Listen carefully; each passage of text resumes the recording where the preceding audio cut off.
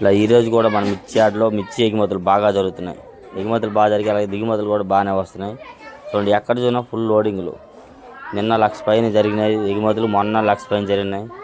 ఈరోజు కూడా అట్లా 1,00,000 పైన జరిగి ఉంటాయి కన్ఫర్మ్గా. అది డీటెయిల్స్ అలా రాత్రి సాయంత్రం 7 గంటలకి డీటెయిల్స్ వస్తుంది అనమాట.